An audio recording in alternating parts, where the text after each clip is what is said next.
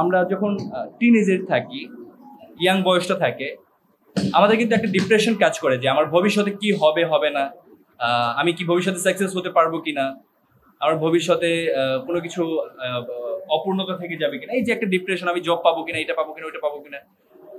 তো অনেকেই সুইসাইডে অ্যাটেম্প নেওয়ার মতো সিদ্ধান্ত নেন বা ভুলভাল কিছু সিদ্ধান্ত নিয়ে ফেলেন, বা আমি পরীক্ষায় ফেল করেছি, আমাকে দিয়ে বোধহয় সমাজের মধ্যে কিছু হবে না, পৃথিবীতে আমি আর কোনো কাজে আসবো না।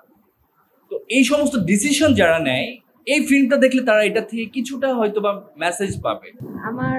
আমি আমার ফিউচার বাংলাদেশে থাকতে চাচ্ছি না, আমি চলে যেতে চাচ্ছি বাংলাদেশ ছেড়ে। তো সম্ভবত আমার যদিও মিডিয়াতে কাজ করা হয় তো ওইখানে বসেও হবে, কারণ আমার ছোটবেলা থেকে খুব শখ ছিল যে আমি মিডিয়ায় কাজ করব।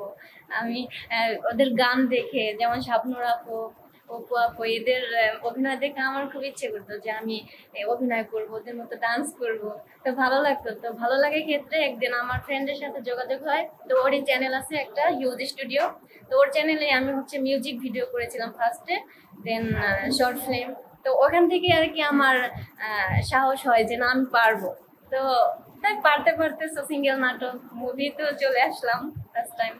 ওর সাথে কাজ করে আমি সবচেয়ে কমফোর্টেবল ফিল করছি, কারণ আমি অন্য কোনো নায়কের সাথে যেটা করতে পারি না, ও আমাকে অনেক হেল্প করছে অভিনয়ের ক্ষেত্রে। আমার মানে ল্যাঙ্গুয়েজ শুনে বুঝতে পারছেন যে একটু জড়তা আছে, সো ওই অনেক সাহস দিত আমাকে যে না, তুমি পারবা, আরেকটু চেষ্টা করো, আরেকটু মানে একটু করতে থাকো, পারবা।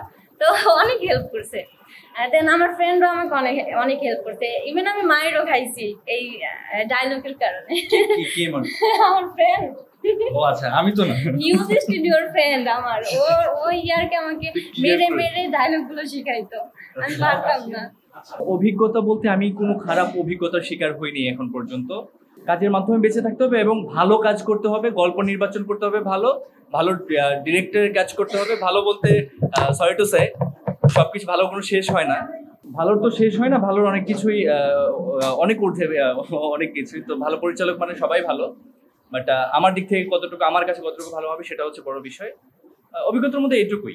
আর আমি চাই হচ্ছে আমার দর্শক যে আশা নিয়ে আসেন নাটক দেখতে বা ফিল্ম দেখতে, একটা গল্প শুনতে দেখতে আসেন দর্শক, সেই গল্পটা যদি পরিপূর্ণভাবে আমি রূপান্তর করতে পারি, ক্যারেক্টারাইজেশন করতে পারি, সেক্ষেত্রে দর্শককে কিছুক্ষণের জন্য ভুলে যায় যে, লাইক আমরাও যখন ফিল্ম দেখি বা ড্রামা দেখি, তখন কিছুক্ষণের জন্য মনে হয় যে না, এটা বাস্তবেই দেখছি, বাস্তবে একটা গল্প দেখছি, এখন এইটা ঘটছে। তো সেটা হচ্ছে নিখুঁত অভিনয়ের কারণে এটা হয়ে থাকে। তো আমিও চাই আমাকে এইভাবে তৈরি করতে, যাতে করে আমার ক্যারেক্টারাইজেশনগুলো এরকম হয়, দর্শক যেন ফিল করতে পারেন কিছুক্ষণের জন্য এটা আমি বাস্তবেই দেখছি। অভিনেতা হিসেবে দর্শক দেখার মূল কারণ হচ্ছে ভালো একটি গল্প দেখা।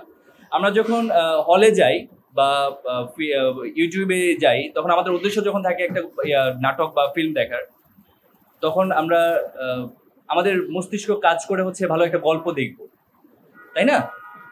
এই মুভিটার মধ্যে চমৎকার একটা গল্প আছে।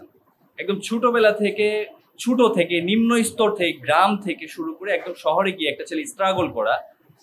আপনারা এরকম সিনেমা অনেক দেখেছেন, বাট এই গল্পটা একটু ডিফারেন্ট আমার কাছে মনে হয়েছে কাজ করে। এবং আমি এটাই আমার ফার্স্ট ফিল্ম, তো আমার কাছে মনে হয় নতুনত্ব কিছু পাবেন। এবং এই গল্পটি সামাজিকভাবে পরিবারের সবাই একসাথে মিলে দেখতে পারবেন।